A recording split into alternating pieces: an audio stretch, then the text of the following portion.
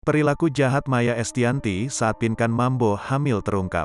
Hubungan Maya Estianty dan Pinkan Mambo pernah buruk di masa lalu hingga menyebabkan duo Ratu bubar dan keduanya tak bertukar sapa dalam waktu yang lama.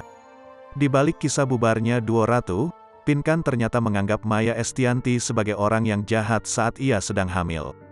Pinkan Mambo membongkar penyebab munculnya tudingan jahat pada Maya Estianty. Padahal, istri Irwan Musri tak pernah merasa berlaku jahat kepada Pinkan Mambo. Saat diundang di podcast Maya Estianty, Pinkan Mambo memberi penjelasan tentang tudingan jahat yang ia alamatkan pada Maya Estianty. "Lo bilang gue jahat, kenapa lo bilang gue jahat?" tanya Maya Estianty, dikutip dari kanal YouTube, Maya ALELDUL TV, Kamis, tanggal 3 November tahun 2022. Pinkan Mambo pun membenarkan pertanyaan dari Maya Estianty. Lantas Pinkan memberikan penjelasan kepada Maya Estianty atau kerap disapa Bunda Maya. "Iya bener, peace bro. Nggak gua bilang gini, beda. Kalau kata gua, kenapa gua bilang jahat? Karena saat itu pemikirannya beda.